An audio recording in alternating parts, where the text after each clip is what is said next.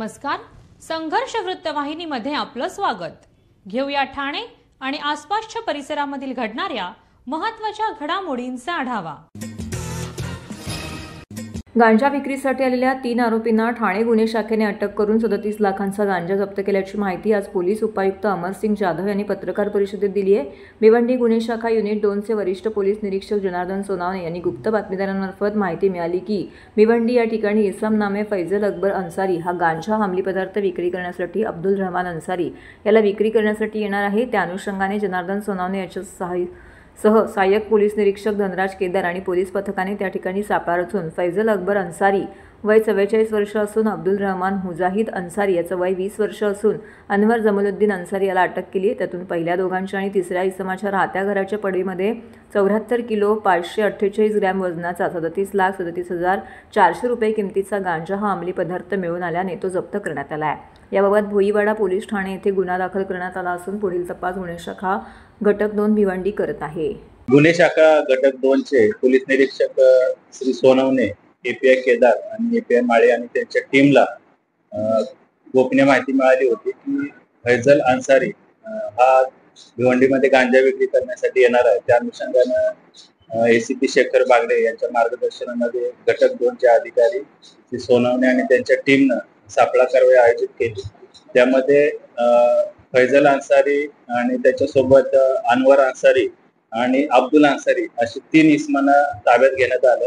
त्यामध्ये अनवर अन्सारी याच्या घरामधून आणि ताब्यात घेतलेल्या 2 इतर संशयित इसमांकडून एकूण जवळपास 74 किलोचा गांजा अंमली पदार्थ हस्तगत करण्यात आला, जप्त करण्यात आला. त्याची अंदाजे किंमत 37 लाख रुपये आहे. त्या अनुषंगानं भोईवाडा पोलीस स्टेशन येथे गुन्हा दाखल करण्यात आला असून सदरच्या आरोपींना मान्य न्यायालयामध्ये आज हजर करण्यात येणार आहे. अन्सारी जो आरोपी आहे त्याच्यावर यापूर्वी 2 NDPSच्या कायद्याने गुन्हे दाखल आहेत आणि इतर आरोपींवर देखील काही गुन्हे दाखल आहेत. तर त्या अनुषंगाने पोलीस माहिती घेत आहेत. या ठिकाणी बनवलं गेलं प्राथमिक चौकशीमध्ये फैजल या आरोपीनं सदरचा गांजा हा ओरिसा राज्यातून आणल्याची प्राथमिक माहिती मिळाली. सर्व नागरिकांना आवाहन करण्यात येत आहे की सध्या डासांमार्फत पसरणाऱ्या डेंग्यू या आजाराचा प्रसार रोखण्यासाठी प्रत्येकाने पुढील प्रमाणे कार्यवाही करावी. डेंग्यू आजार एडिस इजिप्ती हा डास चावल्याने होतो. या डासांची पैदास साचलेल्या किंवा साचवलेल्या स्वच्छ पाण्यामध्ये होते. 8 दिवसांपेक्षा जास्त दिवस पाणी उघडे व साचून राहिल्यास त्यात डास अंडी घालतात. अंड्यांच्या अळ्या तयार होऊन पुढे डास तयार होतात. यासाठी आपल्या घरातील पाणीसाठे उदाहरणार्थ बॅरल्स, पिंपे, टाक्या, हौद, रांजणे इत्यादी दर आठवड्याला रिकामे करून घासून पुसून कोरडे करून पुन्हा भरावे. 1 दिवस कोरडा दिवस म्हणून पाळावा. पाणी साठ्यांना घट्ट झाकणे बसवावीत किंवा जुनी साडी, चादर, धोतर यांनी बांधून झाकून ठेवावीत, म्हणजे डास त्यात जाऊन अंडी घालणार नाहीत. घराच्या गच्चीवर, आजूबाजूला, अंगणात कोठेही पाणी साचू देऊ नये. भंगार सामान उघड्यावर टाकू नये. उदाहरणार्थ टायर्स, प्लास्टिक सामान, कुंड्या, टाकाऊ वस्तू इत्यादी. अशा सामानात पावसाचे पाणी साठून त्यात डेंग्यूच्या डासांची पैदास होते.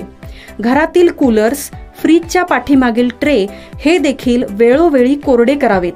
लक्षात ठेवा, नुसत्या फवारणीने डास घनता कमी होत नाही, तर त्यासाठी डास पैदास ठिकाणे नष्ट करणे ही आपल्या सर्वांची जबाबदारी आहे.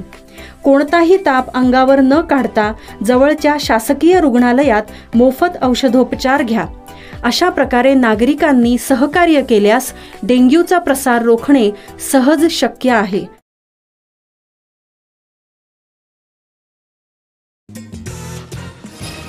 गेली अनेक वर्ष ठेकेदारांनी ठाणे जिल्ह्यासह राज्यभरात विकास कामं केली आहेत, मात्र त्यांना त्यांची बिलं अदा केली जात नाहीत. उलट पक्षी इन्फ्रास्ट्रक्चरच्या नावाने अचानक उगवलेल्या कंपन्यांना तात्काळ बिलं अदा केली जात आहेत. त्याचा निषेध करण्यासाठी राज्य कंत्राटदार महासंघाच्या वतीने मंगेश आवळे यांच्या नेतृत्वाखाली छत्री आंदोलन करण्यात आले. राज्य सरकारच्या विविध विभागातील विकास कामं मार्गी लावणाऱ्या 3 लाखांहून अधिक कंत्राटदारांची 90,000 कोटींची बिलं थकवली आहेत. थकीत बिलांची रक्कम मिळावी याकरिता कंत्राटदारांनी अनेकदा आंदोलनं केली आहेत. फेब्रुवारीपासून काम बंद आंदोलन सुद्धा केलं होतं. मात्र आतापर्यंत 4% रक्कम ही केवळ त्यांना अदा करण्यात आलेली आहे. इन्फ्रावाल्यांना कामं दिली जातात, पैसेही देतात, पण कंत्राटदारांना पैसे देत नाहीत. थकीत बिलाची रक्कम मिळावी यासाठी राज्य सरकारकडे पाठपुरावा करूनही फक्त आश्वासन दिलं जाते. त्याचा निषेध करण्याकरिता राज्य कंत्राटदार महासंघाचे ठाणे जिल्हाध्यक्ष मंगेश आवळे यांच्या नेतृत्वाखाली हे आंदोलन करण्यात आले. यावेळेस आंदोलकांनी पाऊस नसतानाही हातामध्ये छत्र्या घेऊन इन्फ्रास्ट्रक्चर नावाच्या कंपन्या या पावसाळ्यात उगवतात छत्र्यांप्रमाणे आहेत. पावसाळा संपला की या छत्र्या अडगळीत बंद केल्या जात असतात. हे माहीत असूनही वर्षानुवर्षे राज्यात विकास कामे करणाऱ्या कंत्राटदारांना बाजूला सारून या नव्या कंपन्यांना कामं देऊन बिलं अदा केली जात असल्यानेच हे छत्री आंदोलन केल्याचं त्यांनी सांगितलं. ह्या ज्या काळ्या छत्र्या आहेत या इन्फ्रावाल्यांच्या छत्र्या आहेत. जसं पावसाळ्यामध्ये आपल्या छत्र्या उगवल्या जातात लाकडावरती भूमीवरती, त्या प्रकारच्या ह्या इन्फ्रावाल्यांच्या छत्र्या आहेत की ज्यांच्यासाठी 57,000 कोटीची आता नवीन पुरवण्याची मागणी ह्या सरकारने पटलावरती ठेवलेली आहे. आता अधिवेशन चालू आहे, आमची सरकारला मागणी आहे की बाबा ना आमची 90,000 कोटीची देयकं बाकी असताना तुम्ही हे 57,000 कोटीची हे नवीन मागण्या कशासाठी मागवल्यात तुम्हाला. आणि जर तुम्हाला आमच्यासारख्या कंत्राटदारांची जर देयकं द्यायची नसतील तर तुम्हाला कितीची 57,000 कोटीची करू नका. मला तर म्हणणं आहे की तुम्ही 20-50,000 मिलियन डिलेर कितीची ट्रिलियनची करा, परंतु पहिला आमची देयकं तर द्या. ती देयकं तुम्ही देऊ शकत नाही आहात आणि तुम्ही कशाला विकासाचं पर्व सांगताय. हे विकासाचं पर्व पूर्णपणे खोटं आहे. या जमिनीवरती धरातलवरती अशी कुठलीही परिस्थिती नाही आहे. 100% सरकार आमच्याकडे दुर्लक्ष करते. मागच्या वेळेसुद्धा ह्या राज्याचा केंद्रबिंदू माननीय एकनाथ शिंदे साहेब होते, ते आपल्या ठाण्यातले होते. आम्ही त्यांच्याकडे वारंवार विनंती केली. आतासुद्धा आज आपल्याकडे ठाण्याचे जे केंद्रबिंदू होते माननीय एकनाथ शिंदे साहेब आहेत, ते उपमुख्यमंत्री राज्याचे आहेत. आम्ही त्यांना विनंती करून दमलो. आम्ही आता परिवहन मंत्री आहेत, तेव्हाचे बांधकाम मंत्री माननीय रवींद्र चव्हाण साहेब होते, त्याच्या अगोदरचे सगळे मंत्री कपिल पाटील आपले केंद्रीय मंत्री होते. या ठाणे जिल्ह्यातल्या 90 ते 95% आमदार खासदार हे महायुतीचे असतानासुद्धा आम्ही विकासाची कामं त्यांच्याच तिकडे करतोय ना, त्यांनी सुचवलेली कामं करतोय. मग आम्हाला निधी का मिळत नाही आहे? तेच तर मोठं गोडबंगाल आहे की आम्हाला निधी न मिळण्याचं कारणच समजत नाही आहे. परंतु ह्याचबरोबर जर तुम्ही इन्फ्रावाल्यांची जर बघाल तर इन्फ्रावाल्यांना बरोबर वेळेत पैसे मिळत आहेत. म्हणजे ह्याचा अर्थ असा आहे की इन्फ्रावाल्यांना तुम्ही फक्त जगवताय आणि ज्यांनी खरोखर या रस्त्यावरती कामं केलेली आहेत, ज्यांनी खरोखर या इमारतींची कामं केली आहेत, त्यांची दुरुस्तीची कामं केलेली आहेत, त्यांना अजूनही निधी मिळालेला नाही आहे. मी तुम्हाला एक आवर्जून या बाबतीमध्ये खूप महत्त्वाचा गंभीर विषय सांगतो. इथे बाजूलाच आपले पोलीस वसळत आहेत, त्या पोलिसांच्या इमारतीची दुरुस्ती आम्ही केलेली आहे. आम्हाला सांगायला अजून नवल वाटतंय की त्यासाठी मंजुरीसुद्धा शासनाने दिलेली नाही आहे. या प्रकारची आज परिस्थिती निर्माण झालेली आहे. आणि ह्या बाबतीमध्ये मी सरकारला अजून एक गर्भित इशारा देतोय की ह्या सरकारने आम्हाला शेतकऱ्यांसारखी आमची आत्महत्या करावी असं ते जाणून बुजून आम्हाला ती वेळ आणून देतात. का की जेणेकरून तशी जर वेळ निर्माण झाली तर आज आमचे 90,000 कोटीची देयकं ते देणार नाहीत. आमच्या घरी आमच्या पात्रतेनुसार 1 लाखाचा 5 लाखाचा 10 लाखाचा चेक ते देऊन टाकतील आणि आमची बोलवण करतील.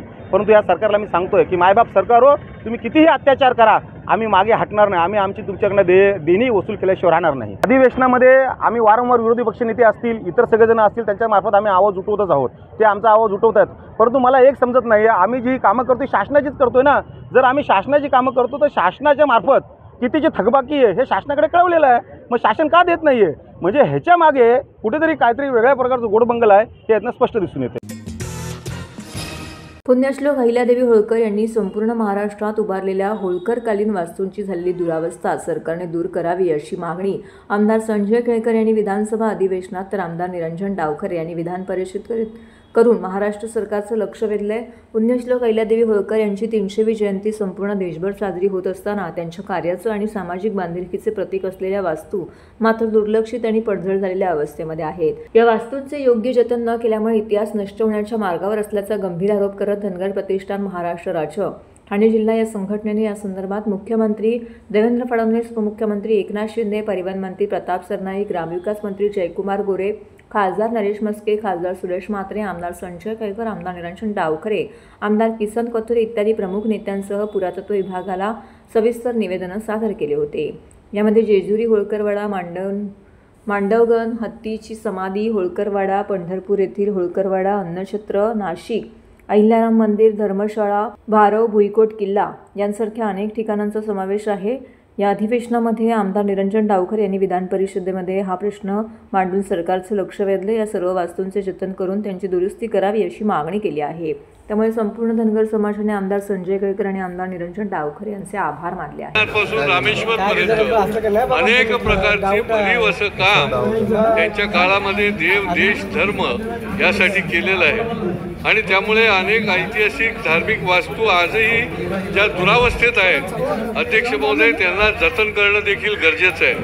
अध्यक्ष महोदय, जेजुरीचा होळकरवाडा असेल, पंढरपूरचं अन्नछत्र असेल, नाशिक येथील अहिल्याराम मंदिर, बारव, पुणे खडकी पिंपळगाव येथील होळकर ब्रिज, होळकर छत्री, लोणार, वेरूळ नगर, जालना, कसारा घाट या ठिकाणचं अनुक्रमे अन्नछत्र, घाट, किल्ले, वाडे आणि विहिरी या संबंधामध्ये ज्या वास्तू दुरावस्थेमध्ये आहेत त्याचं देखील या निमित्ताने शासनाने त्याची दुरुस्ती करावी आणि पुन्हा एकदा त्या वास्तूला जो आहे तो भव्य दिव्य असं स्वरूप द्यावं, अशा प्रकारची मी आपल्या माध्यमातून शासनाला विनंती करतो. पुण्यश्लोक अहिल्यादेवी होळकर यांची त्रिशताब्दी वर्ष सुरू आहे आणि यांच्या जेजुरी येथील 265 वर्षापूर्वीचा वाडा आणि वाड्याभोवती नव्याने होत असलेल्या बांधकामामुळे जेजुरी येथे ऐतिहासिक वास्तू होळकर वाडा उद्ध्वस्त होण्याच्या मार्गावर आहे. सभापती महोदय,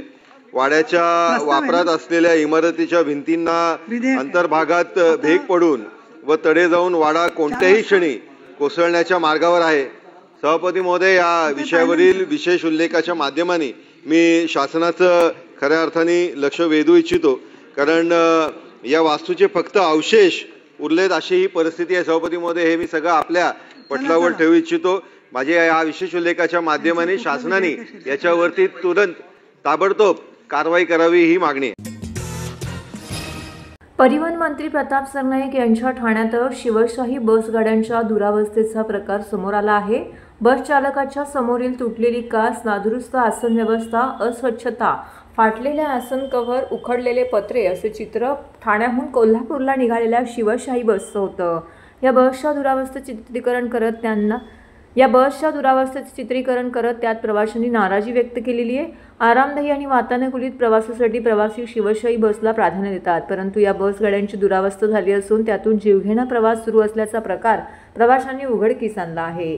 ठाण्यातील वंदना स्थानकातून पहाटे 5:15 कोल्हापूरला जाण्यासाठी शिवशाही बस सोडण्यात येते.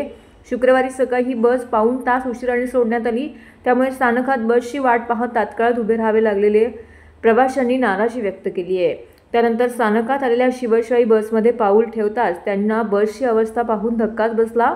शिवशाही बसच्या चालकाला समोरील तुटलेली काच, नादुरुस्त आसन व्यवस्था, अस्वच्छता, फाटलेल्या सीट, उखडलेले पत्रे असे चित्र प्रवाशांना दिसून आले.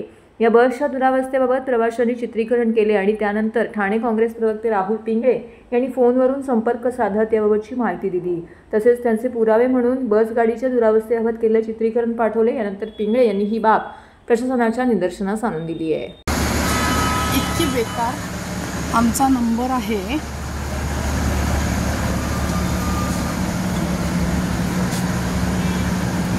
1516 कंडिशन. परत हे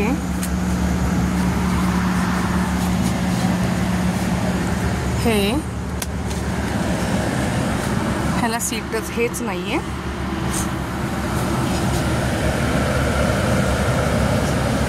एकदम बेकार, म्हणजे कोणतंही पॅसेंजर आनंदी वाटत नाहीये. गाडीची कंडिशन एकदम बेकार.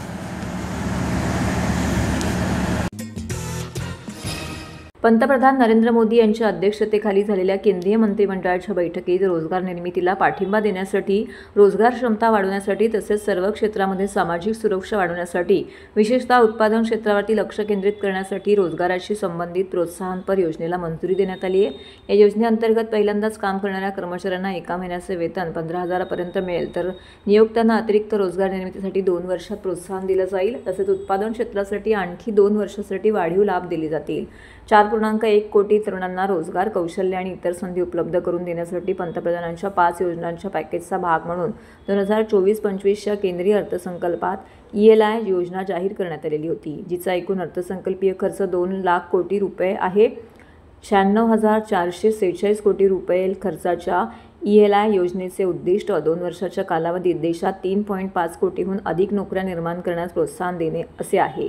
यापैकी 1.92 कोटी लाभार्थी पहिल्यांदाच कामगार क्षेत्रात प्रवेश करतील. या योजनेचे फायदे 1 ऑगस्ट 2025 ते 31 जुलै 2027 दरम्यान निर्माण झालेल्या नोकऱ्यांना लागू होतील. एम्प्लॉयमेंट लिंक्ड इंसेंटिव स्कीम जो पिछली बजट में पास किया गया था, सरकार ने अभी उसको लॉन्च किया है. 1 अगस्त 2025 से 2 साल तक ये चलेगा. इसमें एम्प्लॉयज के लिए बेनिफिट है एंड एम्प्लॉयर्स के लिए, और and the purpose is to increase employment. At the same time, the employees are inclined to continue in the job so that they get the benefit of 15,000 after every 6 months in two parts, 7,500. The employers would also be benefited by way of 3,000 per month, up to 3,000 per month in respect of each of the employees.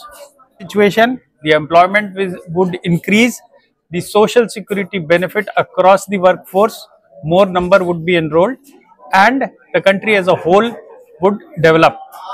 The incentive for the employee is not only monetary, but and the monetary part should compel him to continue in employment, because apart from the salary he would be getting contribution from the government.